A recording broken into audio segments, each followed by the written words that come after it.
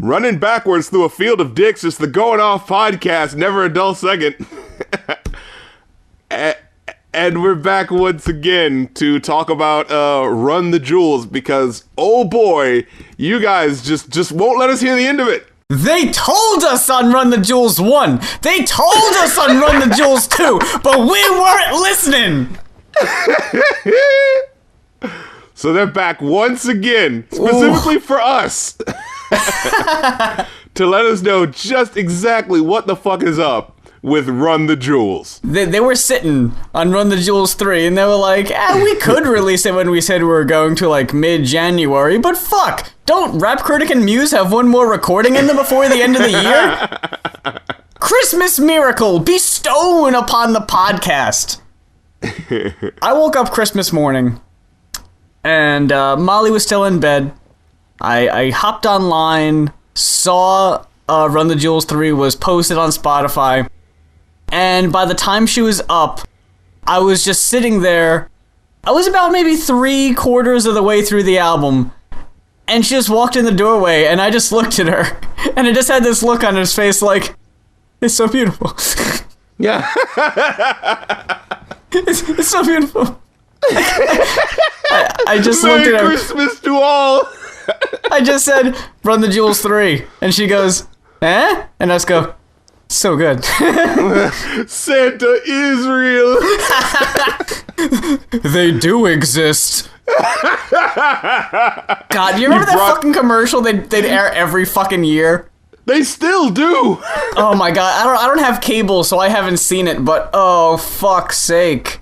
Dude, it's like, okay, it's funny the first time. I think it's just one of those things where it was so popular, they're just gonna keep bringing it back just for all those people who haven't seen it yet. You know what I mean? Do they still air that one Halloween commercial where, like, they walk up to the door and there's like, hey, nice costumes, and they're like, what costumes? I haven't seen that one as much. And then the fucking Peanut does, like, the rock-on hand signal, which I always thought was weird. What was it? What was another one? Oh, then there's, of course, the Hershey's Christmas one, the dee-dee-dee-dee-dee-dee-dee, where they're just playing the We Wish You a Merry Christmas. I think I remember seeing that fucking commercial as a toddler. Like, that one's innocent. Like, that one's okay, you know? There's no joke. It's just like, hey, we're just doing the Christmas jingle with the Hershey's Kisses. We gotta sell our shit, and why not wish you a Merry Christmas as well? Like, whatever. Hershey's Kisses are fucking simple-ass chocolate. You know what it is. Yeah. We don't gotta tell you. It's older than your fucking grandparents. The one that I hate, though, is this new one that they're trying to push. It's like this guy who looks like Ebenezer Scrooge, but then you find out that he's Frankenstein, and he puts Christmas tree lights in the bolts in his neck, and then they start singing, like, a Christmas song together, and it's just like... What? This makes no fucking sense. Oh like, my gosh. Have you seen this? No! That sounds awful!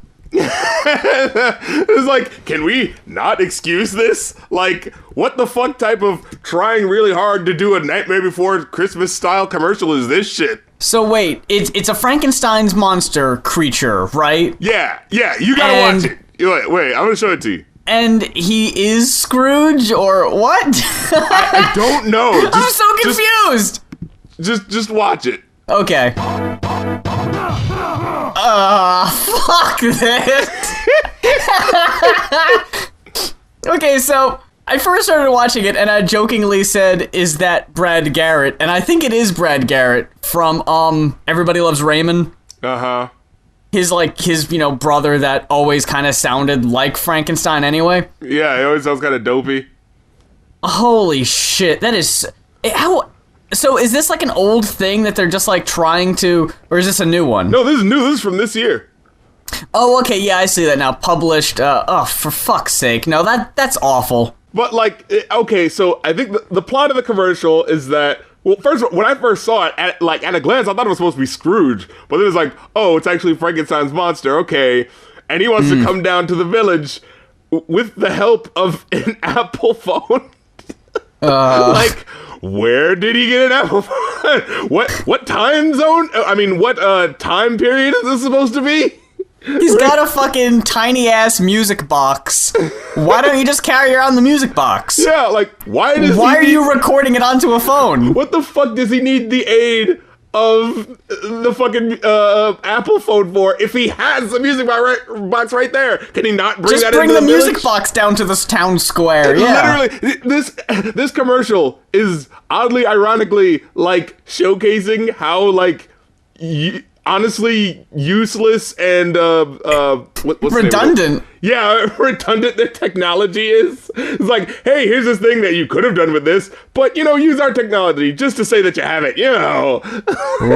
There's this song on my music box I love so much. I'm gonna record it on my iPhone, and now I gotta sync it to my Apple Watch. Like, all fucking right. It's what all the kids are doing. Apple, okay. Yeah, but it literally makes no sense. It's like, maybe if, like, I don't know, if the music box, like, broke or something like that. Right. Like, he had to sell it. That would have been a good point. Like, he had to sell it, but before he sells it, he's gonna record the tune on his Apple phone. But, like, if he just has it, what's wrong? It's like the only modern-looking thing in his whole house. Yeah. So, you're chopping firewood, but you have an iPhone. That you have to pay. First off, like, you have to pay at least, like, what, like $500 for? Probably. And then, I don't know, maybe he doesn't get cell phone service because, who the fuck is he gonna call? And I assume he's living in a pretty remote area, removed from the city, so he probably had to send Igor down to the Apple store, which is already kind of off-putting because he's hunchback, and he bought the phone for him because he knew, hey, if I, Frankie, walked into the Apple store, everyone would be put off. Although they were pretty receptive to him when he actually walked into the Times Square, like there were no pitchforks or torches. They were all just, ugh. You'd think they'd be screaming a little bit more. I mean, this is the guy who fucking threw a girl into a lake. Yeah, did we forget about that? How did they know he wasn't gonna do that with the girl that walked up to him in the commercial? Yeah, and like, it was weird because the reason why they start laughing at him, why he's supposed to have failed, is because he plays the thing back, and then one of the lights goes out. Like, yeah. Is that why? Like, oh, what a fool! Just like, that's not really that bad. Like, okay, one of the lights went out, so that happens on Christmas trees all the fucking time. And then like, it's the running joke. Yeah, and then the idea that is like, okay, so he played it and then it stopped playing, right? Wasn't that the idea? Like, he played it back. And then the recording stopped, as it was going to do anyway, because he didn't play that much of it. Like, maybe he doesn't have it on a loop. Yeah, exactly. Like, oh, that could have been a thing. Hey, you could put it on a loop when the recording is done, so you could have it, replaying. Wouldn't that be a thing that they want to bring up if that was a feature? But no, it's just he plays it. Oh yeah. As like it was when I recorded it, and on the original music box, it's only going to play one time. I'm an idiot. I'd love if after that whole heartwarming thing and they sing the song and he's just like, they still end up chasing him to a windmill and killing him anyway. Now where were we? Oh shit, we almost forgot our antiquated sensibilities.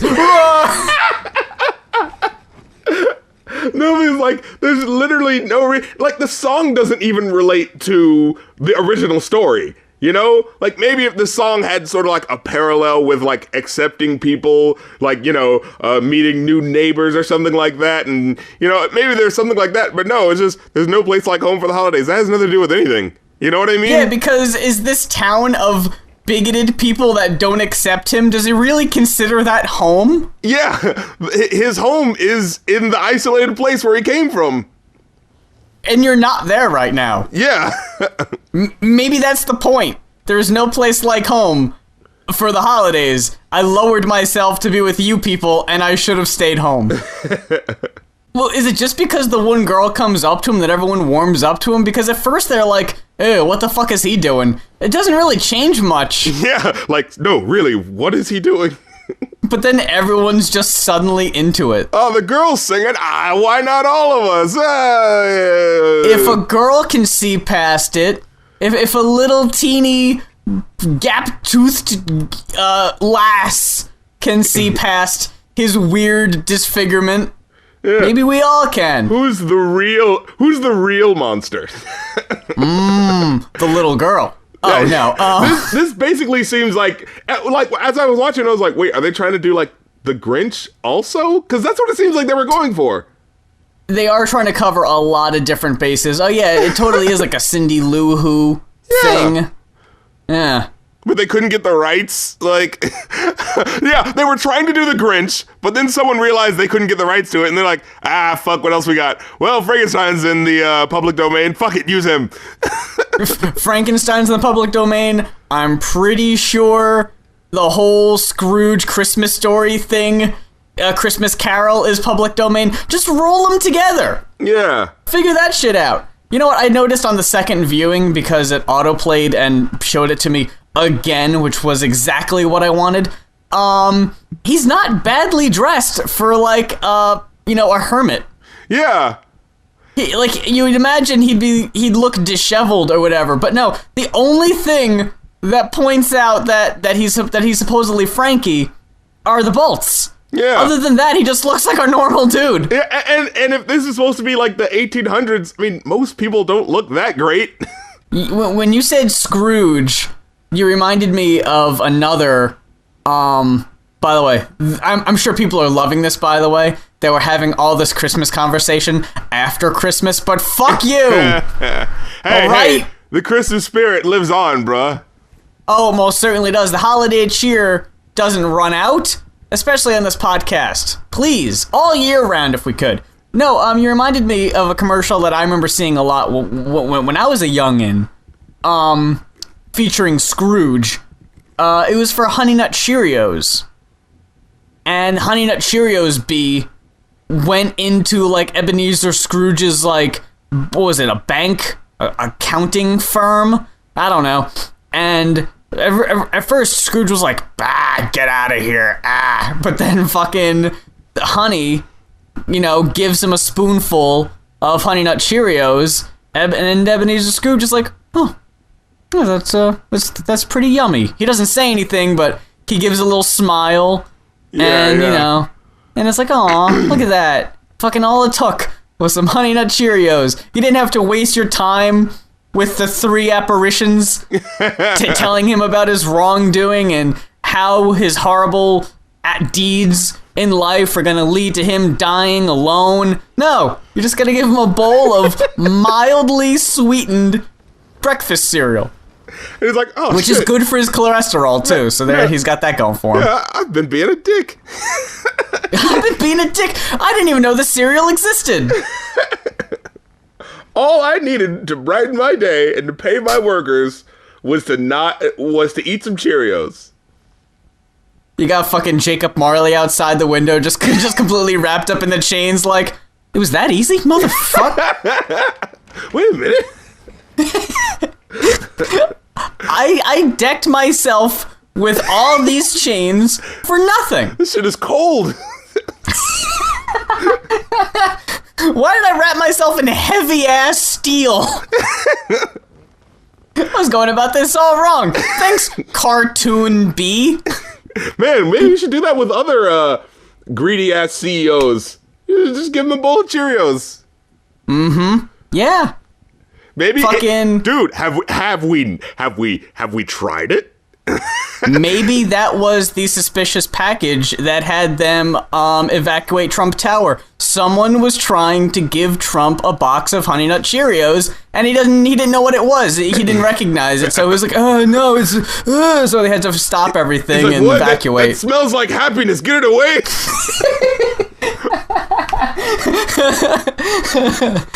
It has a glow of cheer about it. Get it away from me. I just saw Trump Tower lobby evacuation prompted by bag of toys.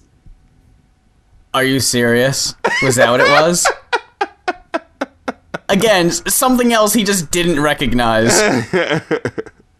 And I know that, you know, we can judge because we were never in their situation, you know, in their place. We haven't walked a mile in their shoe. But you heard what Ivanka said.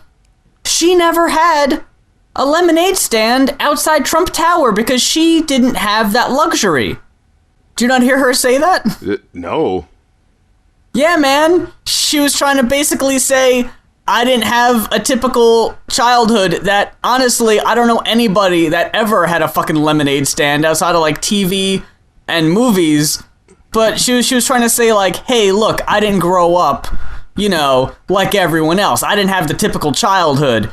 But her phrasing was fucking ass backwards and made it sound like everyone else was privileged and she was missing out. Like, I didn't get to go to summer camp, you know, and I didn't get to, yeah, you know, and other cliche thing that's mainly in Hollywood, you know. I never broke out because of contact with poison oak. Everybody, I didn't go to summer camp. Yeah, I didn't have the same typical childhood memories. I never got shoved in a locker, okay? Oh yeah, I never had to give the bully my lunch money. All this shit that only happens on TV and movies. Yeah. What else? I never had to have, I don't know, worry about going to the prom with Margaret Jade, who I was so nervous about asking until I don't know, I had to do chores for a kung fu master or something like that. Like he's just trying to get everything that she's seen in movies from the 80s. Look, everybody, I was never drenched in pig's blood and killed everybody with my telekinesis. I wasn't granted telekinesis as an infant. I wasn't so lucky. I was never picked on an oddball team of misfits for soccer, baseball, or hockey. Take your pick. Fucking Mighty Ducks. Yeah, I didn't have Emilio Estevez as my coach, you know? Things were hard. Speaking of Estevez, you hear what fucking Charlie Sheen said? Holy shit, yeah, I saw that. I was like, oh, it's like, take Trump next. It's like, I mean, Charlie Sheen isn't saying what a lot of people haven't already thought. I'm just gonna go ahead and say that's one of the calmest, tamest things I've heard Charlie Sheen get in trouble for saying. But I'll say this, motherfucker, he said worse. You've been doing drugs and all this shit, and you obviously have mental problems your whole life. You ain't too different from all the other people, all the other celebrities that died this year, so I'd be quiet if I were you. Dude, he might be next, and like, I'm not wishing or hoping, but... Yeah, I'm not hoping for it either, but, like, sit down. Yeah, if you look... Yeah, I never really put two and two together. I'd seen a lot of people after Carrie Fisher had passed away earlier this week that, you know, it isn't 2016, which I was getting annoyed at people saying that back, like, halfway through the year, that people were cursing 2016 as if it was, like, an entity that had a motive and was killing off all our favorite Dude, like childhood heroes. Final Destination. Yeah, right? Like, it's just a course of human life, dude. I mean... It's like, all these people are gonna die eventually. And it just so happens that they're in that age range of things that would have influenced our childhood. I'm sure if you look back a couple years ago, you know, our parents might be like, oh my god, yeah, there was one year where, like, all these golden age actors from, like, the 30s and 40s just all passed away in 1 year. It was horrible. It seemed like, you know, a big coincidence. We're just now noticing because it happens to be the things we're nostalgic for. Well, honestly, the problem with it is that people are noticing is that a lot of these people are people who aren't that old.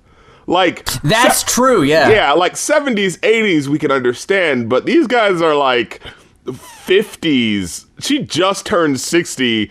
Alicia Heed, Phife Dawg was only in his 40s. Now I am seeing people point out that Yeah, though a lot of these people may have been dealing with some mental issues too, which could have led to their addictions. They were just walking around whistling a happy tune their whole life, and then one day they just got stabbed in the back by a mysterious cloak that had 2016 on the back of it. Yeah, and they didn't just wake up one morning and decide to do cocaine. There was reasons for it. Yeah, and I posted an article, actually, that was talking about, like, hey, man, you know, it's not just 2016 going around killing people. I know you guys have, like, the rhetoric and you're not serious and it's, you know, cute, but we could be using this opportunity to talk about a serious problem. And we're, you know, sidestepping it in service of, you know, trying to relieve the stress of losing people that we love by making a joke out of it, you know? Yeah. And their point was that, like, hey, a lot of this is due to drugs. And a lot of people pointed out, when I shared the article, they were like, man, fuck this guy, because he's talking to, like, he's basically victim blaming kind of in a way. Just going like, well, you know, unwrap the puzzle a little bit more, and it's actually a stigma of mental illness that we have a real problem with that is exacerbated by drugs. And that's why I like the article that you showed me. And, you know, I was like, yeah, that's actually like a much better point. And this article kind of dissects that article, because I'm not gonna lie, I kind of did notice that it was like, you know, kind of be like, oh, well, Prince did weed once. I was like, I don't think that's that bad. But like when you get into the opioids, stuff that's actually, you know, legal, actually, a problem that a lot of people in the in America are having a problem with. I did not realize this.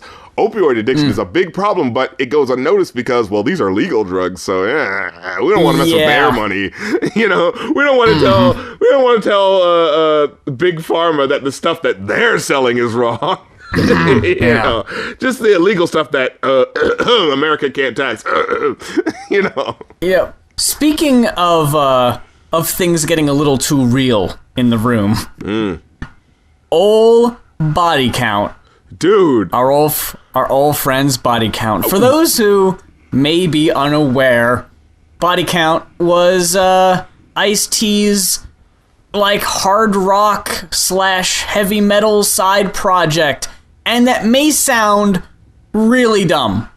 On paper, that sounds awful, because right now you're going through your head of references of when rappers tried to do rock stuff, and the first thing you're gonna think of is Lil Wayne.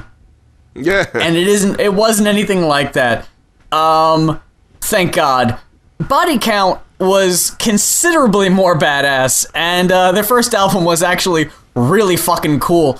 But the thing that got a lot of attention at the time was their song that I think was cut from specific copies, because I don't think retailers wanted to carry the album. The song Cop Killer. Yeah. Which... holy shit, if you haven't heard Cop Killer, go back and listen to Cop Killer. But there's also a song... It might be better than Fuck the Police. Yeah, I would say so. Fuck the Police, somehow, I mean, neither are radio friendly, but one got exposed more than the other one somehow. But I remember there like being controversy because I was alive during the, well, I mean, I guess I was alive during both. But I wasn't old enough to realize the whole shit about Fuck the Police. But I remember them talking about Cop Killer on TV and making a big thing about it. It being like one of my earliest memories of like people talking about either like some type of art form like shouldn't be allowed. And I thought that was really weird. The thing about this song is that whereas in Fuck the Police by NWA, Ice Cube's verse is on point. Ice Cube's verse makes like good points. I actually did a video about Fuck the Police. It would have been interesting if I would have done a parallel with these two songs, though. That would have been a good idea. But, you know, let me talk about it now. So the first verse is great by Ice Cube, and I'm so glad it's first. But the second and third verses are kind of whack. Like, I'm not gonna lie.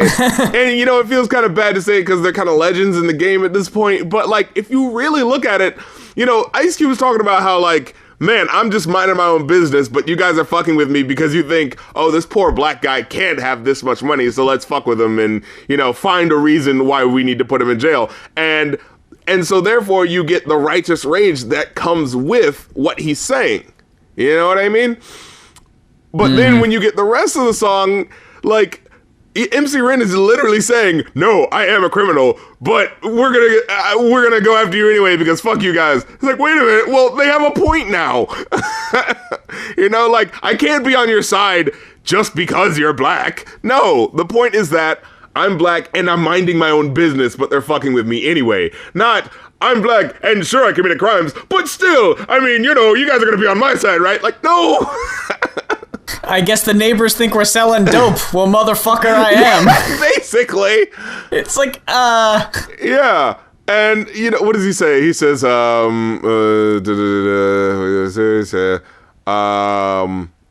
to get to the specific lyric that he says,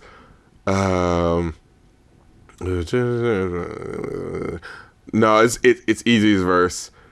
He says, they're shining a light in my face, and for what? Maybe it's because I kick so much butt. I kick ass. And first you could be like, oh, well, it's because he's saying because I'm so awesome, you know, he's a kick-ass guy, you know, like, I get that. But then he goes like, maybe it's because I kick so much butt, or maybe it's because I blast on a stupid-ass nigga when I'm playing with the trigger of an Uzi or an AK. It's like, yeah, that might be the reason, Easy. That wasn't the first one that came to mind? Like, the police might be going after you because you killed someone. Like, what? This isn't an argument. Why are you shining that light in my face? Is it just because I'm so cool? Or is it because I stabbed that woman in the back? Oh, is that the reason? Oh, shit. Oh, okay. You know what? Now that I think about it. Is it because I'm so fly, or is it because I shot up that school? Like, you just might be the second one, Easy. He's in his car, and the police are shining light in his face. He's like, why are you doing that, huh? Is it just because I got a nice car? Is that it? It's like, no, because of that bloody body that you just ran over behind you. Oh, shit, I didn't even think about that. Did I even notice I did that? I'm sorry. I don't know. It's because I'm so cool and because I'm so badass. Yeah. I didn't even notice that I just committed vehicular homicide. Also, I've been drinking copious amounts of liquor while I'm driving. He's like, all right, sir, get out of the car. Oh, I probably shouldn't have said that out loud. You would have found out anyway, saving us some time. Anyway, yeah, but see, what fuck the police was more or less just say, hey man, I hate being harassed. Yeah, right? And also, it was no one's ever said it before in a real big song like that, you know? Right. What was fuck the police before or after Rodney King? It was before. That's what's so crazy about it. It was before. That's pretty telling. Yeah. Yeah, because I'm sure, I mean, especially in that area, I'm sure being profiled and being harassed if you were innocent was pretty prevalent. Yeah. I don't know if it was like I don't know how like widespread it was being reported. I'm sure it was an issue at the time, but see, the difference between fuck the police and cop killer is cop killer isn't about, hey man, why you hassling me? I ain't doing nothing wrong. It's, why are you killing people? Yeah. So it's like, oh, yeah, fuck the police is a much more, like, I mean, it straight up says fuck the police in the song, but it's more or less a response to police brutality and crimes that the police were committing. Yeah, this one is more directly saying, actually, this one gives direct context. Like, fuck the police doesn't necessarily, fuck the police is more of a fantasy song. This one is like, he's saying, this next record is dedicated to the LAPD. And he says, for every cop that has ever taken advantage of somebody, for every cop that has beaten them down because they had long hair, listened to the wrong music, or the wrong color, whatever they thought was the reason to do it that was messed up. So he's not just saying, I was just walking down the street and I just felt like rebelling, so I'm gonna kill a cop. No! Yeah. He's saying, because of what you did to us first, this is why we're retaliating. And for all the people that would say like, well, you shouldn't be killing a cop in the first place, but you're only questioning the second half of the sentence. All you're hearing is, I'm going to kill a cop. No. What is it? What is it that I said? It said like, I want to kill cops. All you're hearing is the second half of the sentence. You're not hearing, because I had to deal with this, because my friend had to deal with this, because my friend got killed, because of this. Oh my God. I've had to deal with so much. Sometimes I want to kill a cop. But all people are hearing is the last part of the sentence, I want to kill a cop. And, oh, you guys just want to cause trouble for no reason. It's like, no. And even in this song, he told you, the first fucking minute of the song is telling you, this is what we have to deal with. And that's why we're lashing out. It gave you no room for doubt that this was the reason. And yet people still were just like, oh, he said he wanted to kill cops. Pull it from the shelves. You know what I mean? That's the way I remember it being reported. It wasn't very fair, and it didn't really give exact context. See, with Fuck the Police, it ends with a cute little, oh, the cop gets put in jail, and he's dragged away. This one, fuck the police for Daryl Gates. Fuck the police for Rodney King. Fuck the police for my dead homies. Fuck the police for your freedom. Fuck the police, don't be a pussy. Yeah. Fuck the police, have some motherfucking courage. Fuck the police, sing along. Like, how can you not be like, fuck yeah. Like, even like, I'll admit, like, I'm not trying to appropriate it or anything, but as someone who, like, has been privileged and fortunate enough to never have to deal with any of those situations, yeah, like, I'll listen to the song and still get pumped, you know, and be like, yeah, fuck them, you know, like, even though, like, I've never had to exactly been, like, see that firsthand, it's like, I feel you, I totally get where you're coming from. Yeah, and Fuck the Police almost sounded like more of a novelty than this did. yeah, no, this was speaking from absolute rage. I hate when people take things out of context. Excuse me, because that's the same way we kind of treat words. It's like what George Carlin said. Like, it's not just about the words. What are the context of the words that the motherfuckers are saying? And if he just said, I woke up out of bed, my life was going great, but I saw a cop, and so I wanted to shoot him, then I'd be like, that's stupid. That's a stupid context. You know, it's not Don't do that. Yeah, it's not only dumb to just talk about killing a cop, but it's dumb to do it, just because you wanted to. Like, no. But to be making a song to be reflective of how people feel. Not to actually go out and kill a cop. I'm not saying you should actually do that. No. Do not do that. Because first of all, you will get fucked up. You're not winning. Yeah. You're not getting away with that shit. But to have that feeling, like, I understand. Like, I understand why this song was made. You don't have to directly agree with it. You don't have to say, like, oh, it's not... You can say that it's not okay to have that mentality and we should teach people that, you know, to do better things with their time if they have rage and things like that. But at the same time, don't deny that people have these feelings and from where they come from and to take them out of context. You know what I mean? We didn't just want to talk about body count out of nowhere, but, I mean, why the fuck not? See, the thing is, they're back. Oh, yeah. And they got some shit to say. What's being teased right now is a new track.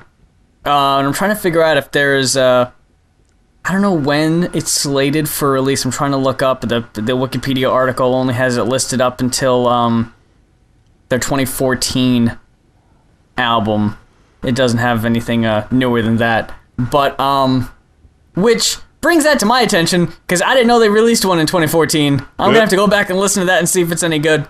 But yeah, and the video is them filming the music video, and you got Ice-T reading or reciting the spoken word intro before the song kicks in, and the song is called No Lives Matter. Yeah. And it's just basically like when you're poor, no lives matter. And holy fuck. Dude, it was like, you know, usually when someone who's like a revolutionary rapper from the 80s, whenever they come back, their message is never as strong. Because it's just like, kind of feels like they're treading water. Like, you've already said this, we need to rebel against the system. Like, yeah, we heard that. You know what I mean? We heard you say that. But no, the poignancy with which his words spoke, specifically, like, when I heard this, like, I felt like I was hearing Cop Killer for the first time. You know what I mean? Yeah. Like, it was just like, he's talking about, like, for all you motherfuckers who don't understand what we're talking about, like, that's like if I said gay lives matter and you motherfuckers said, no, all lives should matter. You're minimizing the point that I'm trying to make for us, for the purpose of placating yourselves for no reason. You know what I mean? To make yourselves feel better. Like, and I wish you would have said something like that's like saying, like, you know, cancer patients matter, and you come in and say, like, but what about people who have gonorrhea? All diseases matter. It's like, that's not the fucking point. This is who we're talking about right now. You can talk about your other thing if you want to, but we're talking about this right now, and we're trying to do something about it right now. That make people feel good because they're not directly part of the problem. Like, no, you know? And so I was like, yes, thank you for immortalizing that in song. And I was like, dude, I want to check this shit out, you know? See, the one thing that bums me out at the end of the day is that the people who need to hear this message are not going to hear it from this. Well, here's my thing. Like, this isn't the song that's going to cross the aisle, you know, reach across the aisle and, you know, hey, mister who doesn't get it, this is what we're trying to say and you're not getting it. What so many people have pointed out already is that if someone's racist, right, they're not gonna listen to a black guy tell them about it in the first place, let alone an angry black guy that's yelling at them with loud, aggressive music under it. But like, unfortunately, it's gonna feed into the same echo chamber, and will agree, but I don't know if anyone who wouldn't think this originally is even gonna ever hear this song. Here's my thing, though. This is not for... It's like with the reason why they play pop music on the radio a million times. They don't play it so that you, the person who's heard it a million times, will eventually like it. They play it because they know that there's someone out there who hasn't heard it yet. So that's why they play it a million times, because you person who has somehow been able to avoid it, when you turn on the radio this one time, you're going to hear it. So this song is not for people reaching across the aisles. This song is for people just coming into the building. You know what I mean? So, like, and that's what I like about the song. Like, the people who are racist, we were never going to reach them anyway. That's the reality we got to accept. But songs like this are trying to reach the people that are young, that are just hearing about these issues, and could easily flip into the, yeah, you know, those black people are being too uppity. Yeah, I'm surrounded by people who are saying it. This is for those people that say, like, no, you guys need to understand. You guys who are young and coming up without any context, who are just turning 10 or 11, who are just getting into this, you guys need to hear this. You know, and of course it's Ice-T, so he's a little older, so people might not hear it, but you know, like, the people that need to hear it might not hear it, but, you know, I mean, it happens. Sometimes people get into music that is from older generations. Like, I got into KRS-One, and, you know, I didn't grow up with KRS-One. I just heard it at the right time. You know what I mean? What I think is funny is the most recent thing that I personally have seen Ice-T in was a Geico commercial. Oh, I was going to say the Soulja Boy movie. More reason than that. See, I don't have my ad blocker on for YouTube, and I suggest most people turn their ad blocker off because that's how we get paid. But before, every third video is the same fucking corny-ass commercial of the woman walking up to the lemonade stand. Oh, I've seen that. Ice-T, and Ice-T's like, what's with these people, man? It's lemonade. And you know, they walk away like, Ice-T at a lemonade stand? That's surprising, or whatever, you know? Yeah. And to go from that to this, like, flick the fucking switch, I think that might, like, people will have seen that commercial, people will have seen him on Law and Order, you know, and then they're gonna see this and go, oh, Ice-T, I know him from that show. What does he have to say? Oh, God. What's wrong with that? Actually, I think he's the perfect person to say it. Yeah. Because of that. Because he's getting this recognition of people that would typically not listen to a Kendrick Lamar. That's what I'm saying, yeah. You know what I mean? Because, like, especially with this, like, Ice-T has the privilege of being one of the very few rappers that middle-aged white people may have actually heard of. Just because he's in a thing, like, they might know who Drake is, maybe. Maybe from Degrassi, I don't know. I know that's how my parents knew who Drake was. But because they watched Degrassi and Drake was on there. I think we should just feel privileged to have an artist who's been in the game and in Hollywood this long and still wants to not only speak a message of social consciousness, but also a message of social consciousness that, like, actually makes sense and is relevant. Because you see that a lot of times, like, first of all, like, people who go out in Hollywood and have been there for, how long has he been famous? Like 3 decades at this point? God. Like, yeah. They usually kind of don't care about social things anymore unless it's something that will directly, like, line their pockets. You know what I mean? Like, Kanye West isn't really speaking out for, like, people who are affected by, you know, in Chicago and shit like that. Like, I don't know, maybe there's something I don't know about, but for the most part, yeah, he talks about, oh, there's violence in Chicago, but not to the point where it's like, that's a mainstay in his music. His last album wasn't about violence, or what was that one song he did? That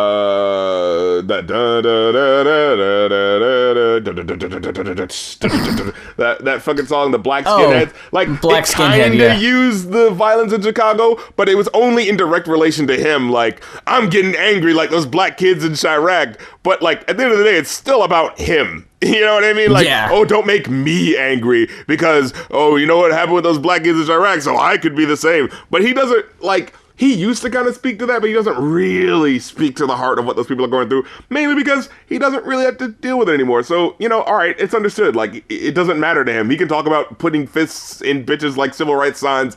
That's what he fucking does now. He just makes songs that are all about how come I don't get my way all the time? Oh my God, why don't people take me seriously as a sane person? But, you know what I mean? Hey, they want the old Kanye. And hey, he could be going through his own, you know, mental problems. And, like, if that's a serious thing, then the people that are close to him should really be helping him out.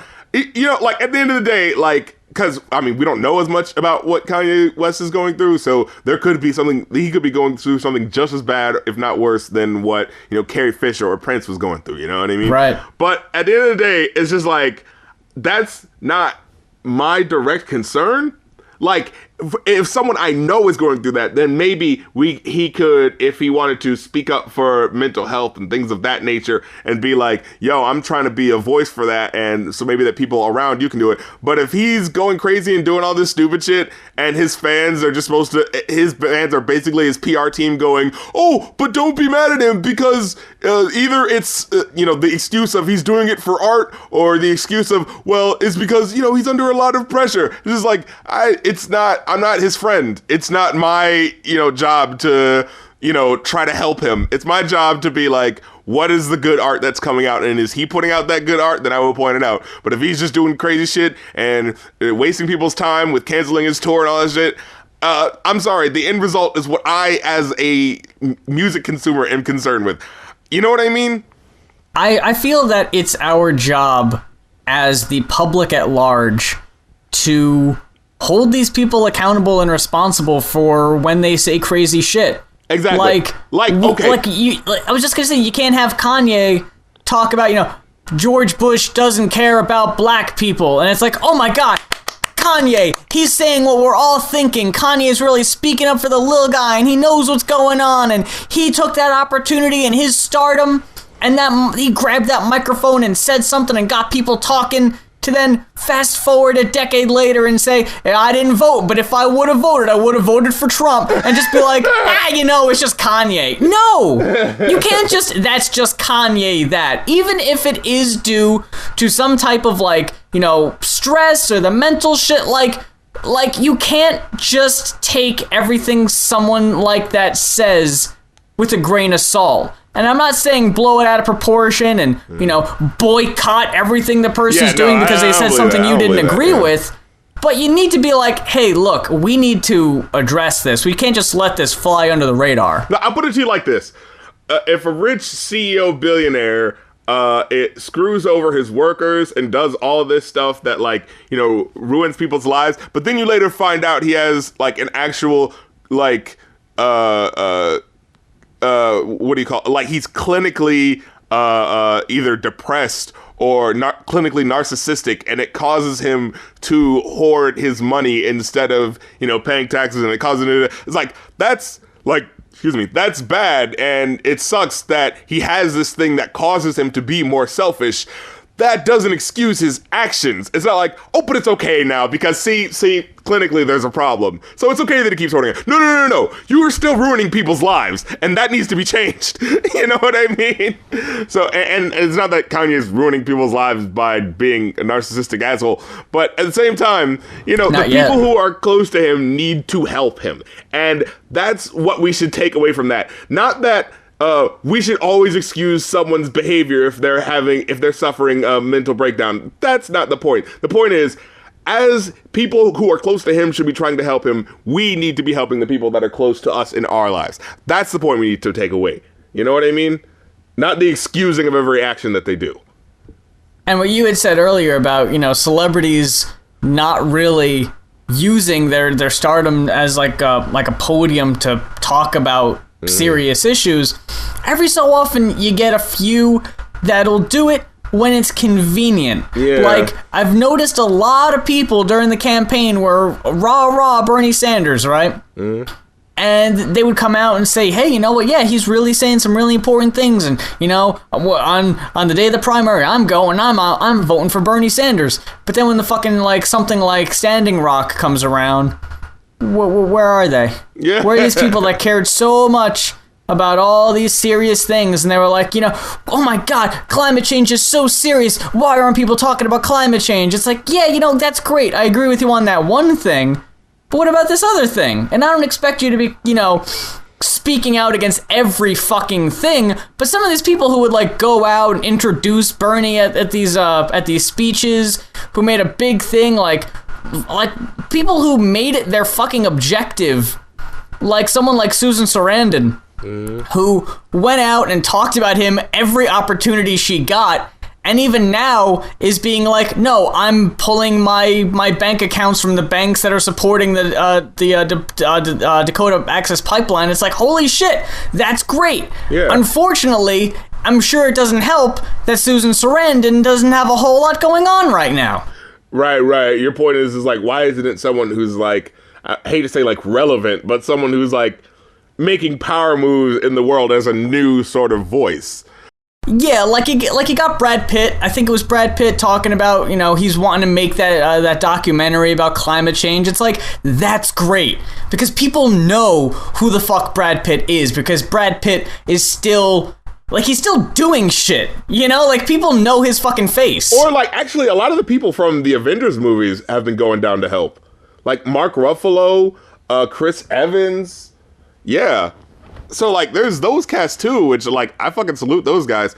Hell yeah. And for anyone who's saying, oh, celebrities shouldn't weigh in. Oh, we don't care what celebrities think. First of all, yes, you fucking do. Because if you didn't, you wouldn't be saying anything about it. And if we didn't, we wouldn't have fucking just voted one into goddamn office. So yes, what celebrities have to say does fucking matter. Okay? Let's not fucking delude ourselves anymore. I wanted to talk about the album, obviously, but there was one tweet of yours that I saw you post throughout the week that I wanted to address, concerning Rosemary's Baby. I don't even want to talk about this shit no more.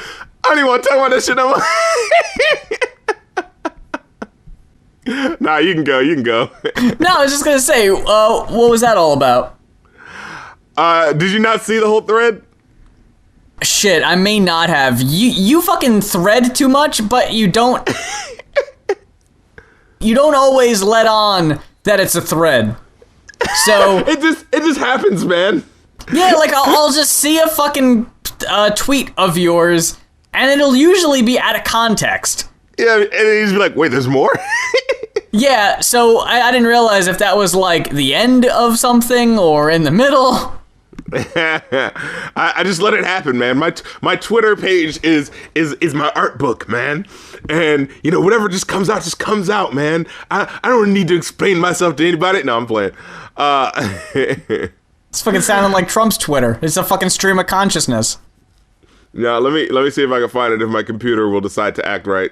Guys, I remember you said something to the effect of you won't watch Rosemary's Baby because it was really good at what it meant to do. And the way I interpreted that, not seeing the rest of the thread or the context, was that it was a really scary movie and you never wanted to see it again because it was too scary.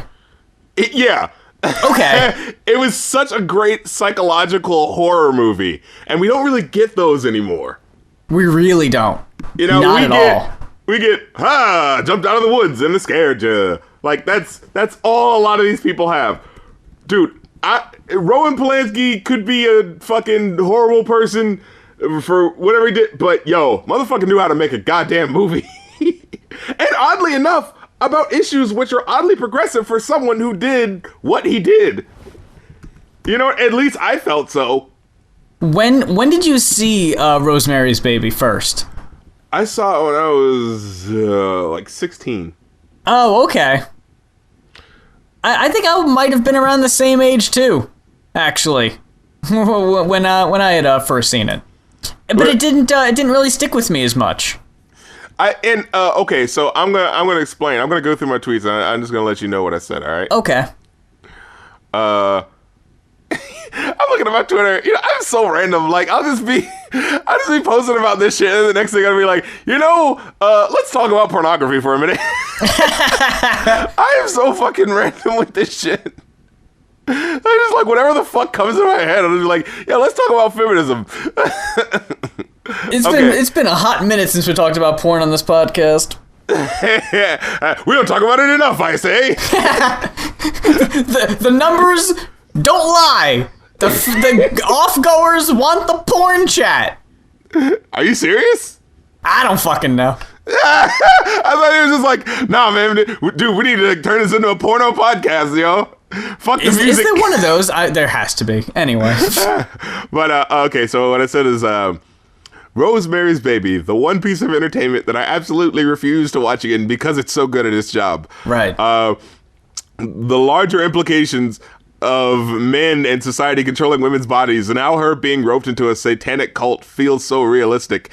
It's not like a scary boogeyman comes out and swallows her whole. No, it's just an unassuming, in their eyes, traditional community.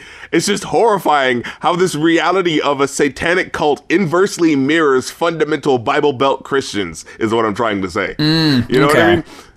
And so, like, and also, it takes a hard extreme on pro-lifers, right? Because it's like, well, what if the baby that's being born is the spawn of Satan itself? Does this woman still have to carry it to term because life is more important? You know what I mean? And, like, you know, that's just what you can take from it through watching it because it's such a dynamic film. And it's like, because as we see in real life, what women must sacrifice in order to birth a child is of no consequence to these people. And then I said, like, I must be the only person talking about Rosemary's Baby and abortion the night of Christmas. Yeah. And you know, and I said, when horror movies have the, this is just another aside. I said, when horror movies have the people who have sex get killed trope, why do we always seem to see this as the filmmaker shaming sex in and of itself? And I said, can't they be saying, look at the extremes of people who see sex as something that should be punished? What a horrible ideology that these actions are springing from. Am I right? And it's like, can't that be ironic? Can't it be a sarcastic, our society lusts for punishment for crime and it hates open sexuality. Isn't this what you want? Can't this be like a pushing this back into their faces, you know, of quote unquote proper society? You know what I mean? Yeah, I never got that from like those slasher flicks. I never thought of it as like a shaming thing. I always figured it was like, this character obviously has some motive, you know, against this, because I mean, in most cases, I'm pretty sure it could possibly mirror real life serial killers, because there people have done that, like the fucking Zodiac killer. Or no, what about that motherfucker a year or so ago who is like, I'm such a Elliot, whoever the fuck. I don't even want to say his fucking name. Dude from a couple years ago who was killing women because he's like, I'm a supreme gentleman and women should be throwing themselves at me. But since they won't, I'm going to kill them. Like, you know what I mean? Oh, I didn't even hear about that one. Like, it's like, that could be one of his motives. And what's great about the movie is that it doesn't let you know that, but you could pull that from there. People who are led to such an extreme by feeling lonely or this, that, or the third, and they see other people who are, you know, gifted or whatever with being able to have sex and they don't get it. And so that makes them angry. But what's really funny is that apparently John Carpenter said people only get killed while having sex in his movies because that's when they're most distracted. And it was just like, man, like the only reason he had people having sex in his movies is because, well, I mean, you know, that's the easiest, most common thing that people do that makes them the most distracted. So that's why they get killed. It's just like, that makes a lot of sense. Yeah, but it's so, like, it diminishes the importance of the films in a way. Like, it's just like the fans were thinking too hard. It's like, no, I mean, he could have been playing a fucking Game Boy. He could have been fucking doing homework, and he still would have gotten killed. Like, the point is, I just want people to get killed when they don't know what's happening. Like what? Like, I know, at least in the case of the Friday the 13th movies, the sake was that Jason was left to die because the camp counselors were inattentive. So his mother was originally killing the camp counselors for revenge, and they just happened to be having sex because they're teenage camp counselors, and I guess that's just what they thought they did instead of attend to children. And I know those came after the original Halloween and all, but I think that may have kind of set the trope that's just what it is now. But it seems like somewhere along the line, hey, you know, if you're a virgin in a movie, you're A-okay. But I don't know how that became a thing because I'm pretty sure they kill off virgins too. You're saying that it just organically happened to fall into place. It like the like social problems that we have against sexuality just happened to play into what he wanted to do. Yeah.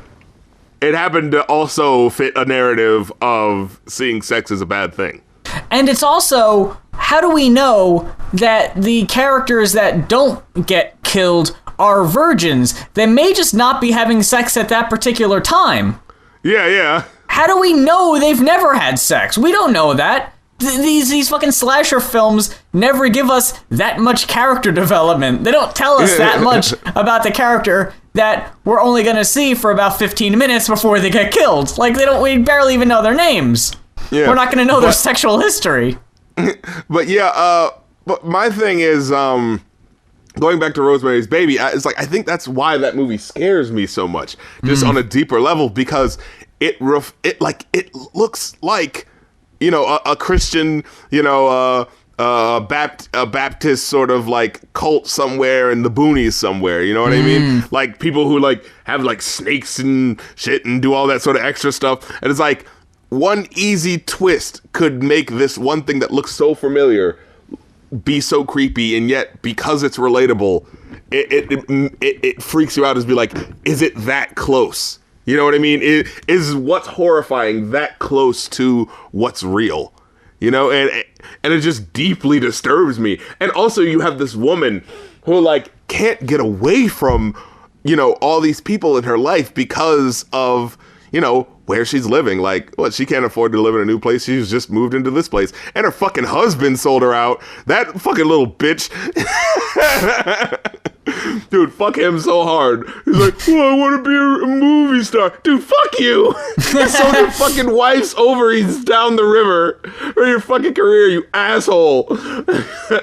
You know, but, you know, and what's so great about that is that it's not like, oh, the devil made him do it. He didn't have a choice. No, that's what's so creepy about it. He had a choice, and he was so willing to sell out someone that he loved. Like, that's what makes it even more horrifying. You know, you see in horror movies where people are controlled by Satan, and they had no choice. Like, that's not really scary because, like, that doesn't come from the person you know and love. I personally think it's scarier when it's someone who does love you and does know you, and they choose to betray your trust. That's creepier. You know what I mean? Because at the end of the day, you know, with the horror movie, with someone being mind controlled, you could be like, do the thing that makes them snap out of it. There's nothing deeper. There's nothing psychologically deeper that's changing them. As soon as they snap out of it, they're better now. They always loved you. There was never a problem. You know what I mean?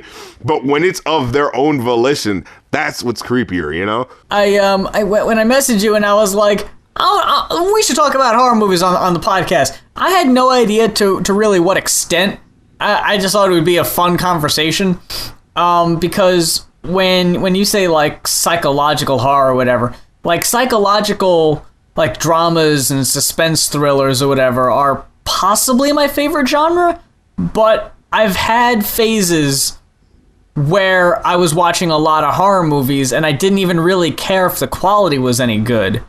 Like, just like a horror movie is a horror movie, and if it's different and kitschy, that's kind of cool, but like I remember when I was a lot younger, maybe like 8 or 9, I went through a phase where we would go to Blockbuster and we would just rent whatever stupid-looking horror movie was like on the shelf, if it's something I had heard of or not, just to be like, yeah, I've seen that. You know, like almost like to cross it off like a mental list, almost. But then as I got older, I didn't really watch like, because I think mostly at the time they were like slasher flicks and shit. But they don't really make those so much anymore. Yeah, well, you know, the funny thing about like Rosemary's Baby is that no one really gets killed in it. Like, it's possibly the one horror movie with like a 0 body count. In fact, someone gets born. -1 deaths. I think the one horror movie that stands out with me the most is being like, I can still watch it, but it's definitely scarier than most, would be the original Texas Chainsaw Massacre. Oh, that one's scary just because of how blunt it is. Like, it's so fucking creepy. Like, it's creepier than it is scary. Yeah, like, when the dude just comes out, it's like, they're trying to walk into the house, he just opens the door, smack with the hammer, and pulls him in. It's like, holy shit, like, there was no, like, build-up or anything. It was just like, yep, this happens now. And I think also, to an extent, like, how minimal, like, there wasn't music. Like, it was so gritty. Yeah, That's what creeps me out the most, is that it's so unsettling, and that it looked so cheap that it could have been... Oh god, another fucking genre we're stuck with now. It could have been like found footage without the found footage aspect. You know? You know that part where she gets her hand cut, where they like randomly cut her finger to suck out the blood? Oh yeah. Originally they were using like tubes, you know, to have the blood come out there, but it wasn't looking realistic, so they just cut her finger. Dude, Dylan had told me about a documentary he watched on that movie. They tortured the fuck out of that poor girl. Like, it's one of the most horrific on-scene like stories of how an actor was treated on a set outside of Kubrick production. Yeah, I was just about to say outside of a Kubrick film. If you fucking watch any of the footage of the making of The Shining, holy fuck, it is not a surprise that oh shit, what's her name? Shelley Duvall might not be all there right now. I'm not gonna blame Stanley Kubrick for all of that, but my god, the amount of psychological torture he'll put his fucking actors through just to get a perfect scene. You know what fucks me up though? You know what's fucks me up though about that? Is that as much as she went through all that psychological horror, I don't think he got a very good performance out of her. Like, I really don't. He just got someone who was really fucking scared. And oh, you're talking about Shelley Duvall. Yeah, I don't think she was a very good performance. Sucked. Yeah, she was horrible. She was the absolute worst part of the movie. I can totally understand Kubrick's frustration. Because, yeah, he was she was horrible. I wasn't sure if you were talking about the actress from Texas Chainsaw Massacre or Shelley Duvall, because I think she did great. No, she did great. But I mean, like, and I hate to say this, but it's like, if you're going to torture one of your actors, at least make sure they get a good, you know... at the end of the day, you got a good movie, but at the end of the day for there, it was just like, you just tortured this poor woman, and for nothing, because she didn't give you a good performance. She was just someone who looked fucking scared at every fucking turn, and not even in like the good way where it convinced me. It was just in a way that was just like, I don't believe Like, it's too, I don't know. It was too much. And it's just because, like, I don't think she could really get into her element and really present something that was presentable. It was real, but real doesn't necessarily mean convincing. You know what I mean? Yeah, I think, like, all of her reactions were just, you know? And it's like... It was more just like, I just don't want the director to hit me. Like, like, realistically, let's think about this for a second. Your husband, father of your child, has all of a sudden just snapped. You have no idea why, but now he's just murderous. At no point would you just, like, stop and cry? Like, you know, just, like, there was no, like, it didn't seem like it was having a psychological effect on her at all. It just seemed, it might as well have just been a random guy that walked into the house and tried to kill her. You couldn't tell, like, if no one told you, you wouldn't have known that they had, like, a relationship or a history together.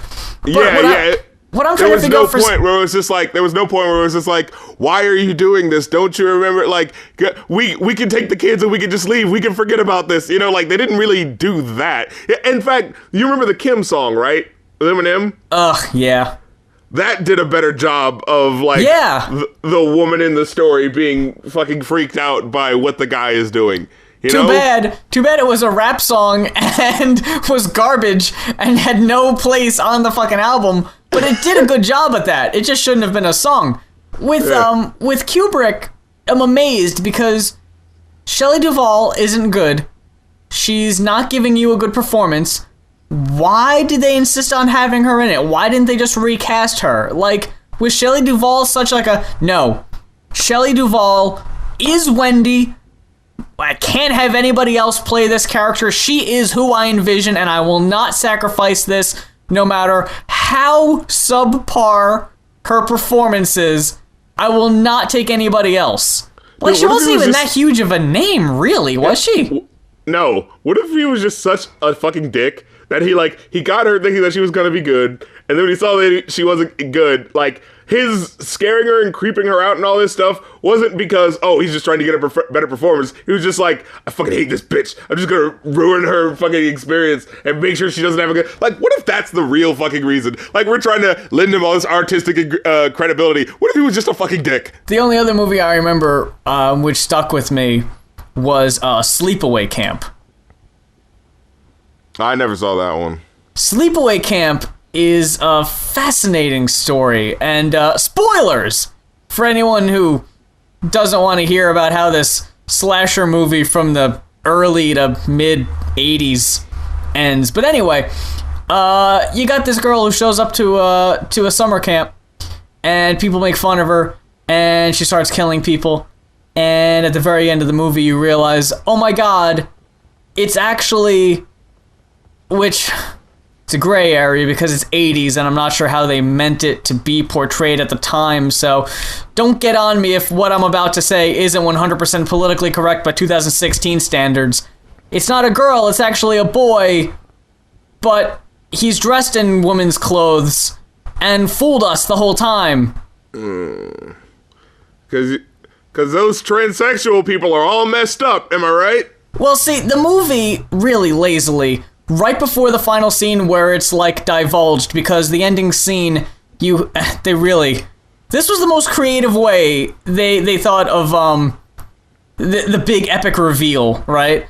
Was, the end of the movie, the girl is sitting by this lake with this boy who has a crush on her, and they're at this lake, and he's laying down, and it looks like he's resting his head in her lap, and she's naked. For whatever reason, she's naked. I don't think the guy was, but she was, for the sake of the story. Okay. And cops move in, and she stands up, and she decapitated the guy. She's holding his head, and she's got a penis. And the last line of the movie is, like, something to the effect of, like, oh my god, she's a man. Or something like, she's got a penis, or something. Hey, that's a penis. That's the last line of this horror movie. Ooh. Hey, peep or dick, and that's just how it ends. No, like, the scene right before it shows that, like, ever since she was, like, a toddler, her mother was like, no, I wanted a girl, so like forced her to dress in women's clothes and act a certain way. So like that's what kind of like fucked with her head a little bit.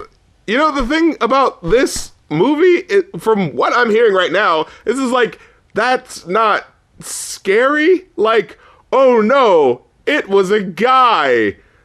That changes the fact that she killed all those people. Like, no, it like, it's the same thing that happened. It's like, oh, if only she was a girl, she wouldn't have killed all those people. Like, what the fuck are they trying to say? Like, how does the revelation of their gender change the scope of the events? Not at all. You know, like, the reason why Friday the 13th, Friday the 13th changes is because you think that it's actually Jason's zombie soul coming back to kill them. And what's scary is that, no, it's the mom. It's someone who was mentally disturbed because of what happened to her. That's a good twist, you know, because you don't expect someone who's maternal and someone who's just this middle-aged woman in a sweater. You know what I mean? Like, you don't see that coming, but you see why it happens. But with this, it's like, oh, she was actually a boy. Someone being another gender isn't a reason why someone would kill someone. You know what I mean? That doesn't make sense. And once again, it just further stigmatizes transgender people with this movie, from what I'm hearing. You know what I mean? Like, with all other great reveals that I see in horror movies, it's always revealing something deeper to the layer of the character. You know what I mean? Like with Psycho, you know, Psycho is like this guy who loves his mom so much that he thinks that his mom would not approve of these women. And that's why this happens. You see this sick relationship that they have. But with this, I don't see what's the, oh man, what's the moral of the movie is what I'm trying to say. The only thing that sticks with me especially is that for whatever reason, this actor, I guess, decides to make this really weird face, and she holds it for like a minute straight, and it's just like, it's creepy because you have no idea why this one face is being made. It's just like, But other than that, the movie probably wouldn't have stuck with me at all if they hadn't have made a weird face. Oh,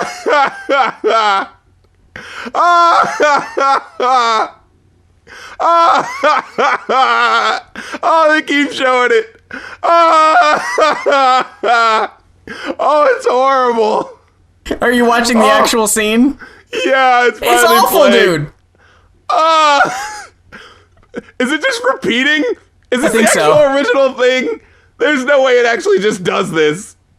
That, I think, is also another thing that creeped me out about the movie was, I don't think I noticed that it was like intentional or not, but the acting in the movie was pretty bad. And I think for whatever reason that kind of added to what made the movie scary.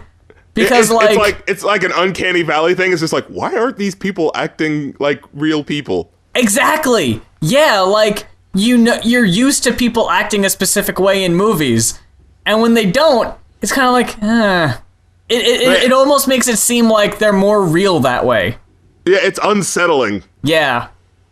Although I don't think that's what they were going for. I don't think they were intentionally having people act poorly.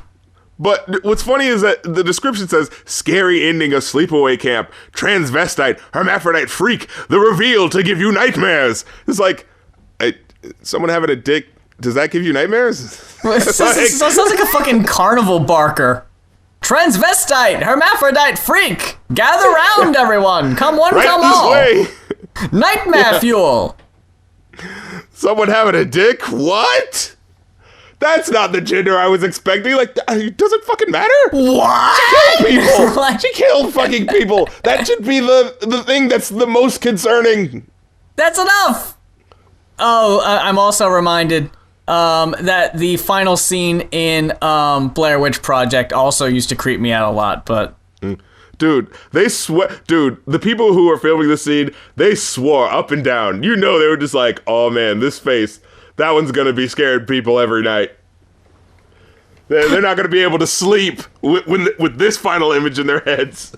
Or they just wanted to pad out the ending of the film, and they're like, just show her face a few more times. Yeah, that's good. Oh, yeah. Oh, no, man. These were horror geniuses. They wanted you to go to sleep seeing this woman looking like she's at a surprise birthday party that's happening to her left. And naked for some reason. Yeah, she got out of this is what this really looks like. It looks like she got out of the shower and thought she could just walk around naked in her house, right? To get her towel from the dryer. And then she saw that all of her friends were in the other room and she's like, oh shit, I gotta go find my clothes. This week on the Going Off podcast is Run the Jewels 3. If you remember, we reviewed Run the Jewels 2 quite a while ago. I guess when it was relatively new. And here we are again with Run the Jewels 3, the Christmas surprise, released 3 weeks before expected, I guess before the physical release drops. You can stream it for free, which is awesome. That you can just, it's on Spotify, you can listen to it whenever now. It's, whenever you want to hear it, it's awesome. They're just fucking giving it away for free. And, it's great, in my opinion. I don't want to speak for you, but I'm just gonna go ahead and say, where do I even start with Run the Jewels 3? So, this album goes all out. Like, I hate to use the expression, pulls out the stops or whatever, but it kind of does. Like, the beats are way harder, and they're just going full force. I don't know. I don't know if there's, some usual reserve, but I know people don't usually go into this no, I'm not gonna give it my all, or whatever, but this fucking, I don't know. They're setting such a high standard, it seems. I feel like each time. When I heard the material off the first one, it sounded like two guys having fun. If it turns out good, it's good. The second one was them still having fun, but starting to get into serious topics hey, we have something, let's really do something with it. And the third one, holy shit. They even say it I think it's on the first song, where it's just we weren't even expecting this to have an arc, but here we are. Yeah. So, and I love it so much more. Okay, here's the thing. When we reviewed Run the Jewels 2, I remember we both liked it. We thought it was cool. It wasn't really on the same hype level that people were giving it, but it was just it's a solid album. People came down on us for not giving it an 18 out of 5, but we were but we gave it a 4 out of 5. It's a good, solid thing. This is cool. This is all right. It's not worth everybody jumping up and down about it. In a perfect world, this would be the weakest album that you could possibly put out with Run the Jewels 2. That's what I thought. In a world where people actually put out quality material, this should be the lower rung of that. But in a world where people put out the shit that we get now, hey, this is a solid, thing. It's fine. It's fine. I didn't need to hear dick in your mouth all day, but, it was cool. It was a solid little thing. And I was it's cool. I don't want to come off as someone who is oh man, Run the Jewels is the greatest thing ever. But at the same time, I didn't want to be considered a Run the Jewels hater, which it seems that we've come off as, just because we weren't, getting on our knees to suck Killer Mike and LP's dick over it. You know what I mean? Yeah. It's a fucking solid album. And I don't want to say, and I'm not a hater of Run the Jewels. I'm actually going to go see them in January. Oh, shit. Lucky you. That's awesome. Yeah. But I was it's cool music. I thought it was good. But holy shit. Run the Jewels 3 made me a solid fucking fan. Oh, yeah. This is dark and goes to all these different places. It still has, it still has fun. It still does crazy shit. There's one part where it's just I got a unicorn horn as my, and the woman just goes, stop it. Yeah. Yeah. Which song was that? Because I forget the context, but it was great. It had a cool build up. I think it's The Legend Has It. I originally heard a couple of these songs a few months ago, because they performed them at, I want to say, God, which concert was that? Was it Bonnaroo? I think that was the one, yeah. What was it? Yeah, they just recently performed at a large music festival. I think it was Bonnaroo. And they'd performed a couple tracks, or maybe one or two, off this album, and it got me super excited. And what also was a nice little teaser was that DJ Shadow song that came out a few months ago. The Nobody Talk. Was that the name of it? Nobody Speaks? Yeah. Where it was like, oh shit, yeah, that's right, we got Run the Jewels 3 coming out. Like, I went back and I bought Run the Jewels 2. I just wanted to let people know. You know, for the record, let it be known that I went back, bought Run the Jewels 2, and I grew more of an appreciation for it. I went back and listened to 1. They definitely get exponentially better. Yeah. 1's not bad either. But, 2 is definitely better than 1. 3 is definitely better than 2. This is like the opposite of how these sequel albums kind of go. Yeah. It's usually like, the first one is when they were the most inspired, had the most ideas, and then when you get to the third one, it's like, why the fuck are they still doing this? No, this one is like, oh my god. It's like, they only got better. I'm just gonna go ahead and say the one obvious thing here and get it out of the way. The fucking beats, dude. Oh my god. Oh. My they fucking smack god. So hard. It doesn't the let last up. track. The last track. Oh god, yeah. Dude, that shit had me wanting to start the revolution. Kill your masters. Ooh, so good. And I love... For all you motherfuckers, I hope you motherfuckers who are out there talking about, celebrities shouldn't be political. I hope you ain't listening to Run the Jewels. I hope you ain't listening to Run the Jewels. See, I was wondering how political Run the Jewels 3 was going to be, considering how involved with Bernie Sanders' campaign Killer Mike was. And surprisingly, there weren't that many references, but there were definitely a few. There was one that I really liked. I told the truth and I've been punished for it. Must be a masochist because I done it again. Ooh, Mike said uterus. They acting like Mike said you a bitch. Well, to every writer who wrote it and misquoted it, Mike says you a bitch, you a bitch, and you a bitch. Because the point that he was saying was that, like, he was making the point, he was saying that, like, it's like, his point in the interview was like, it would be great if we had, like, a female president, but we need someone who is going to actually, like, be able to help women and be able to help them and not just be like, well, because you have a uterus, you should be in office. And, like, we could retroactively say the same thing about, like, you know, Obama. You know what I mean? Like, yeah, it's great that we had a black guy in office and it shows how far we've come, but at the same time, you know, a lot of people are going like, but how much did he really do for us? And if we get a woman who's president, is it going to be following the same path where it's like, yeah, you did good things, help the economy, but you didn't specifically help the people that you came from. You know what I mean? I didn't want to get too off topic, but there was a video that came out a few months ago that I wanted to address in the show but never did. It was an interview with Killer Mike, and I think it was either filmed on Election Day. Where this interviewer was asking Killer Mike about a statement he had made, basically telling, as the interviewer interpreted it as, telling black people to stay home and not vote. And Killer Mike was like, well, that's not what I said. What I said was, I don't want black people to just go out and vote Democrat just because they always have. I want them to look at it and be like, okay, look, I voted Democrat my whole life. They're not doing shit for the black community. Maybe it's time I reevaluate it. I wasn't telling him to just stay home. And he goes in this whole thing, and I'm like, okay, I see what he's getting. And then he fucking said how he voted for Jill Stein, and I'm like, oh, Killer Mike, are you fucking serious? God. See, a lot of times what we do, especially with politics, is that we shift the blame onto the people instead of onto the people who are supposed to be in power, supposed to be helping.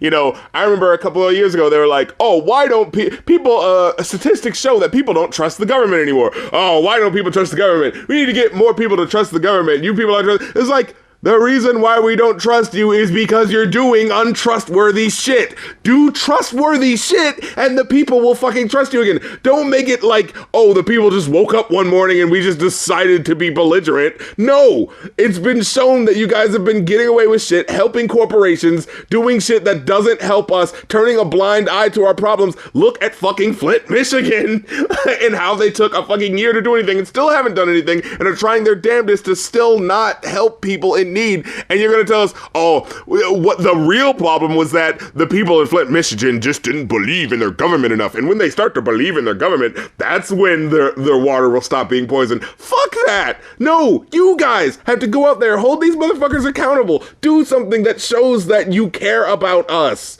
It's what I love about the news stories that say, why aren't millennials buying diamonds? Well, you know, off the top of my head, I can think of two reasons. One of which being because we see how fucking diamonds are, collected and mined, and it's completely unethical and uses slave labor. Oh, and second of all, we can't fucking afford them! Are you serious? Why aren't millennials are you really gonna run a story about student debt and then right after it ask why people aren't fucking buying diamonds? Fuck you. I feel like the fact that we're using this album, there are so many jumping off points that we've been using just through the lyrics on this album so far. Oh yeah. It's kind of just proving how dope their shit is. Like, it's just like, oh my god, this is getting us to talk about this, you know? So, we talked about the beats. I gotta say, I loved the familiar voice of Danny Brown on Hey Kids. Yeah. I was excited Zach De La Rocha fucking threw me off, too. They didn't even fucking, advertise him, and he just shows up. Yeah, I know. It was just like, oh shit, who's this? It's like, oh shit! Back from Run the Jewels, too! Oh my god, I love Zach De La Rocha. I wish that he was in that fucking horrible Public Enemy, Rage Against the Machine spin-off thing, but he isn't, and that's why it sucks. You know about this? No. They fucking took half the band members of Rage Against the Machine, and they put Chuck D and, I want to say Be Real of Cypress Hill. Oh, I remember this. And they made them like a new group. And it just sucks. No. It's not good. First of all, Be Real isn't even, is he really on that level of, I didn't think so. No, yeah. He really did just seem roped in. I need a higher voice for my lower voice. You, come over here. Yeah. Mm-hmm. I know, the only connection I can even think of is that Rage Against the Machine covered, How Could I Kill a Man? But, oh yeah. But that's it. That's really it. But why would you have that? Talk about a missed fucking opportunity. Like, we're gonna have Rage Against the Machine and Public Enemy. Yeah! Fucking yeah! Let's do it! Zach De La Rocha can't be there. What? And instead we got Be Real. But wait, double what? What the fuck? Why are you doing this to me? Yeah, I don't know the history of either he was asked and said no, or what happened there. But yeah, just not there. You got Tom Morello, Tim Coverford, Brad Wilk, DJ Lord, and Chuck D, who are both members of Public Enemy. And then you got Be Real, just thrown in for the fuck of it. Zach De La Rocha's lyrics, the imagery is just incredible. He said, but the flow is a burning wind blowing to your coasts and now in cages because we rode the waves of your explosions. Done appealing to our killers, man, to stop the bleeding. This song's a dirty bomb for their dirty feelings. It's like, Jesus. Fucking incredible. Every song on here is just feels like, okay, so the first half of the album just feels like a good, just like you could just bump the shit, right? Yeah. And you don't really pay attention to the it's more like what was the thing that I said? It sprinkles sort of like revolutionary, like deeper meaning throughout the album around the brag raps. It's like, we're awesome, and also there's these fucked up things happening. It's a solid groove for the first half of the album, right? And then when you get to the second half, that's when they just start going fucking in, starting with Thieves, right? Yeah. That's the one, Thieves, screamed the ghost. Screamed the ghost? Yeah. I'm not sure if you got this, but for me, I kind of took a double narrative of, it's about like zombies rising from the grave that have been like, you know, that have been what do you call it, like wrongly killed, you know, like people have been killed by police, people who have been, just people who have been wronged by society, and coming back and attacking all of the people that, you know, did wrong by them, you know what I mean? And or I took it as it could be like the revolution of people, you know, like standing up for the people that have been killed and finally doing something about it, you know what I mean? Yeah. And, like, that's just how and then of course, cause yeah, like it's about like, and that's basically what they're saying riots are. And right, especially with the the Martin Luther King quote fucking at the end. Oh, where he says, I think America must see that riots do not develop out of thin air. Certain conditions continue to exist in our society, which must be condemned as vigorously as we condemn riots. But in the final analysis, a riot is the language of the unheard. That was so fucking perfect. Like, it's a quote that's just been out there that I've just seen around, and it just got perfectly just stamped into this album. It's just like, yes. And then you get 2100, which starts off with Killer Mike saying, how long before the hate that we hold leads us to another Holocaust? I was just like, this is how I've been feeling for the last 2 years. Like, dude, how long can we have this America that's just on unstable ground? Like, and then he says, are we so deep in it that we can't end it? Like, we can't call it off? Is it just gonna happen? Is it like fucking Terminator, where just like Skynet is gonna become self-aware eventually? The best we can do is stave it off. Like, you know what I mean? The verse in Thieves that was just fucking great. The no more moms and dads crying, no more arms in the air, we put firearms in the air, Molotov cocktails thrown in the air, CNN got dummy Don on the air, referring to Don Lemon, talking about the smell, talking about how he smelled ganja in the air, dummy don't know and dummy don't care, get that punk motherfucker out of there. Like, oh, he's through your shit, Don. Like, geez, like I've never really, I didn't know about this particular quote. Apparently Don Lemon was covering the Ferguson protests and commented on how he smelled weed. Yeah. Oh, see, can't really take them seriously because they smoke weed. Never mind the fact that, like, apparently half the goddamn country does. Yeah, I didn't know about that. This whole time I kind of had a higher opinion of Don Lemon. That's unfortunate to hear. But let's just note that, in this specific instance, I smell weed. You know what they're really doing. You know what every single one of them is doing, Like, how do we know Don Lemon never fucking smoked a joint? You know? How can we be sure of that? What I was gonna say was that it's really hard to pick a favorite track.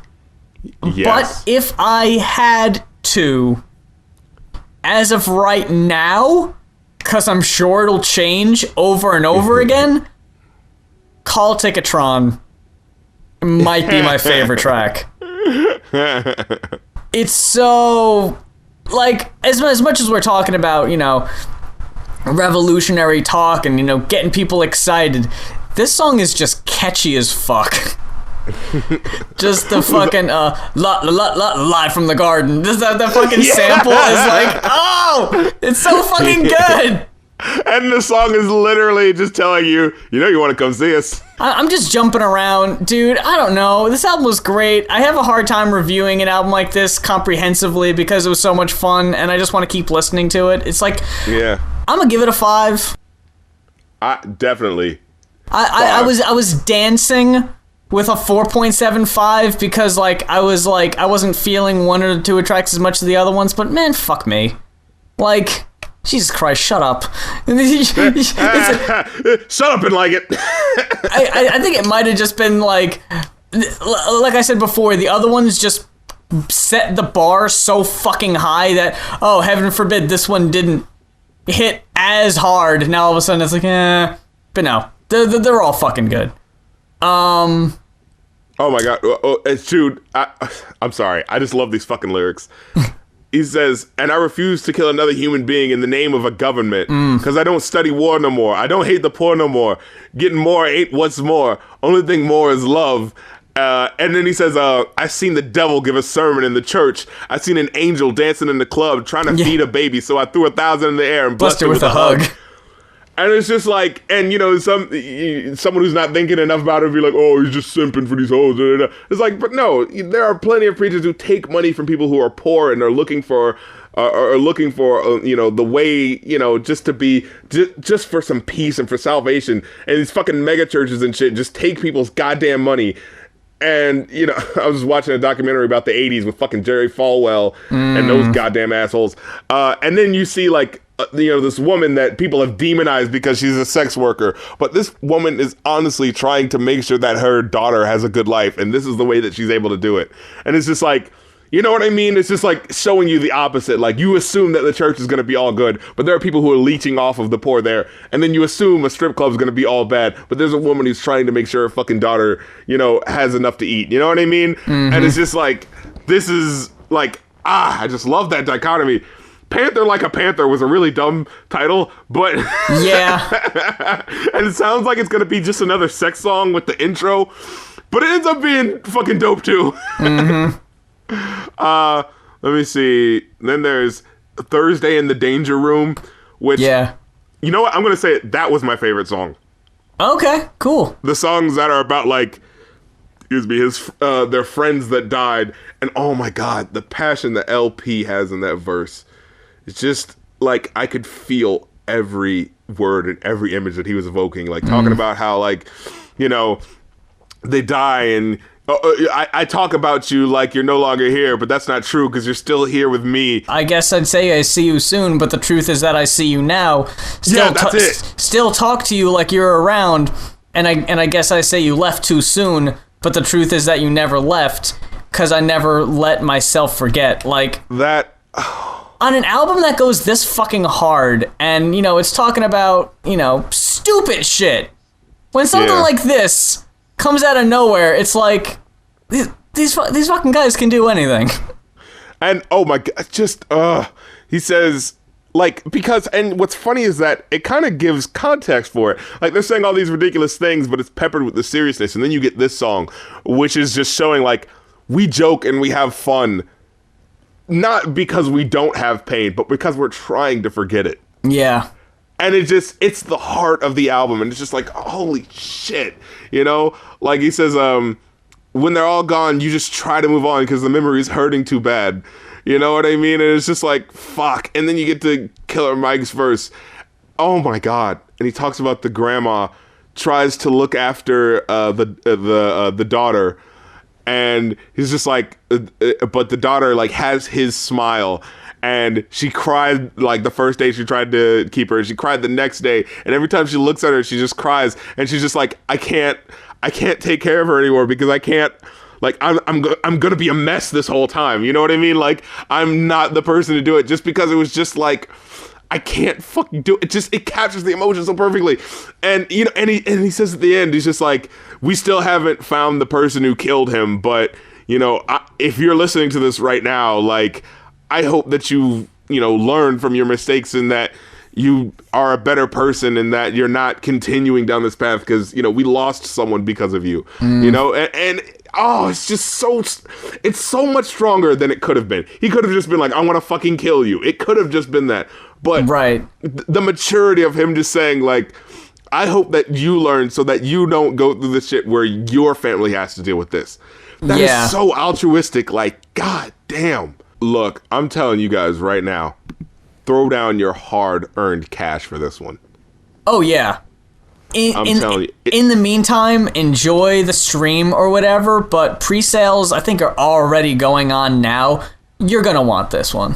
Everyone talks about making their best of the year albums like right at the end of November, which is unfair. Yeah. Because that throws away an entire possible month of releases. And you know what's messed up? What's messed up is that you can't make, when they do the next year's one, right? They can't include what happened in December. Yeah, it's like, you can, but people are gonna fucking get on you for it because they're like, I looked it up on Wikipedia and the release date, it says it's last year. It's like, yeah, I know, but it was in that weird mid-ground between the, because I ran into the same thing last year with, Rev. Rev's, Beneath the Toxic Jungle was released in December. And it was like after I had already like considered what my favorite albums of the years of the year were, and then when I made this one, I completely forgot because I forgot it came out in December, and I forgot to count it last year. So it's like, oh Jesus Christ! So retroactively, I have to include Run the Jewels in my favorite of the year. I was actually wondering if you had to, right off the top of your head, what you think your favorite album of the year was. So I would say, my favorite albums that came out this year, that I'm still gonna listen to, are probably Beyonce's album. Oh, Samus, both of her albums. Those are so fucking tight. That was some ill shit. I'm not sure. Coloring Book is like right at the edge. If they were to cut out the mixtape song and Lil Wayne, mixtape. Yeah. And the Lil Wayne and 2 Chainz stuff. Oh, I really like that song. I wanted to like that album more, is what I meant. Right, yeah. Let me see. And Blank Face. Blank Face LP was so fucking tight. And the Anonymous Nobody. Great album. Yeah. This one, the album we just listened to. Yeah. Definitely, that shit is so tight. Fucking Czarface. Did that come out this year? No, that was... Czarface did have an album that came out this year, but we reviewed his album from last year. Okay, it was a Patreon request. I will tell you, though, Fistful of Peril, the album that came out this year, is definitely worth checking out. It's fucking awesome. And, I think those would be mine. Awaken My Love was alright. It was cool. I think out of I made my top 5, one of which was an album we actually didn't review on this show. It was a rock album, but that was Jeff Rosenstock's Worry, for anyone who might be curious. But besides that, the other 4 are albums that we reviewed on the show. Number 1 being one that you didn't mention would probably be my hands down favorite album of the year was The Impossible Kid by Aesop Rock. I forgot about that one. Yeah. My second favorite album would be Lemonade. Third, I might actually put Hella Personal Film Festival by Open Mike Eagle. I like that one a lot. And I would definitely also put Blank Face and at least in my top 5. There are a lot of other ones that would be like really, really close, like Samus would definitely be in my top 10. Danny Brown. I forgot Atrocity Exhibition. Atrocity Exposition is really fucking good. And yeah, obviously Run the Jewels 3. If I would have remade my list, I would put Run the Jewels 3 as my number 2 behind Aesop Rock's Impossible Kid. I still like that album more. Even though it's different. This is why y'all be asking me since freaking the beginning of December, put out the best of, put out the worst of. Like, no, I'm waiting. You don't know what Christmas surprises motherfuckers got for you. Yeah, I wanted to share this quick story.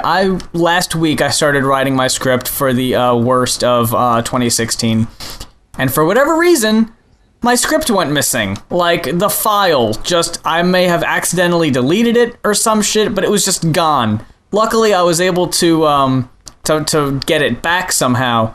But, in the meantime, That feeling, though. Dude, I'll tell you exactly what happened. I was curious as to how many words my review was, like how much progress I had made. So I went to this website that was a word counter. I copied and pasted my script into the word counter, like, word box or whatever. I went back to use that same website because I started rewriting my script, and it was still in that box because I hadn't like erased any, and I was like, oh. And this was like after an hour and a half of trying to rewrite everything. It was just all there in front of me again. It was like, oh my God. So I was like, okay, good. I'm glad though, because a lot of it I wanted to rewrite anyway. So I was able to look at that and copy and paste what I wanted to save. But like everything else I was able to redo. So yeah, but the main point was, yeah, like if I would have finished it a week ago, there's some songs that I'm mentioning in it now that I hadn't heard at the time. So I'm glad I'm waiting till the end. So it is actually more encompassing of like the entire year. And I've actually been asking people on my Facebook, my YouTube, and Twitter to let me know what's their favorite song, because there could be something that I either just didn't think about, or had never heard, or had heard and just forgotten. So preemptively, before you guys can go on the best or worst stuff video and go like, "Ooh, what about this? What about this?" Now I'm giving you guys a chance right now to hit me up. Let me know what you think the best and the worst songs are. So when that list comes out and I don't include it, and I don't include that song, then you know I did it. I didn't like it, all right? Or it wasn't as good, or it wasn't as bad, okay? So you guys will know. So I don't want to see none of those complaints on the best of video. And if I do, I'm just going to be like, hey, should have commented earlier. Next time, hey, holla at me next time. Because I'm giving y'all a chance. I'm giving all y'all motherfuckers a chance. Because before, it's just been me doing it. I'm like, you know what? I should get the fans involved, because, you know, there will be times where I'll be like, oh, I forgot Childish Gambino. Oh, I fucking forgot. You know what I mean? So for mine and y'all's sake, please hit me up now. Let me know. As for this podcast, that about wraps it up. Thank you very... sorry? Well, I was just going to say, so expect our list at the beginning of the year in January, when motherfuckers should be doing it instead of assholes trying to get on the jump. Yeah, because that's the only reason why they put the list out in November and early December, because they just want to be the first people to put out the list. Mm-hmm. You know, it's not because they actually want to tell you what they feel is the best. They just want to be the first ones. And that's not what we do. We give it to you when we have everything. You know what I mean? It's absolutely not at all because I procrastinated. So peep that out. And also, I got an album that's coming out on January 1st. So yeah, with the Rack Onto a Click. So peep that shit. It's gonna be out like literally January 1st, like Bandcamp, nice. And SoundCloud is gonna be on there. Awesome. This is gonna be like a cool little mixtape. But yeah, and we're gonna have a new single that we're gonna be pushing out there. It's gonna be Howdy Haters. You're gonna love it. You haters gonna love it. You haters gonna hate it. The comment section's gonna love it. Oh yeah, you know it. That like dedicated dislike to the bar. comment section. Yo, this next joint's dedicated to the comment section. You know what I mean? I wanted to give a big shout out because I know I shit on the commentators before, but seriously, the off-goers are fucking great. And in saying so, I wanted to give a specific shout out, even though I'm sure she's not listening to this right now, to one very special off-goer who I learned that we've acquired. My mom. my mom listens to the podcast. She listens to it going to sleep, so it's nice to know that we're a good sleep aid. But she told me over the holiday break, she was like, "Oh, I've been going to sleep listening to you and Darren's podcast. I started with the episode where you had that girl on." She was talking about the Samus episode. And I was like, "Oh shit, yeah." And she was like, "I heard that song you guys made." Like, so she liked that. So it was cool. So we got her listening. I'm pretty sure she's far asleep by this point. But you gotta save all of our cursing for the second half of the episode. Fuck, you kidding me? Where do you think I fucking got that shit from? Anyway, thank you guys for checking us out this week. I'm pretty sure this is gonna go up. Probably in the beginning of the new year. I don't think I'm going to make it. I don't think I'm going to make the deadline, so this will probably end up being the first episode of the new year. But either way, I hope you guys... Happy New Year! Happy New Year! I hope you guys... We're still talking about Christmas. Hey, it's Christmas until Valentine's Day, as far as I'm concerned. So, hope you guys were safe and didn't do anything stupid. And, that goes for 2017. Don't do anything stupid for the whole rest of the fucking year. I'm not talking about just drinking and doing stupid shit. I'm just talking about stupid shit. You fucking saw how 2016 ended up. We're gonna be on our fucking A game. Anyway, if this is your first time checking us out, thank you very much. Hope you enjoyed it. If you're listening to this part of the episode, you probably enjoyed it to some degree. If you want to listen to the old episodes, they're all up on YouTube and SoundCloud and iTunes. Search the Going Off podcast. All our old episodes are on there. And until next time, for 2017, fresh for 2017, you suckers, I'm Muse.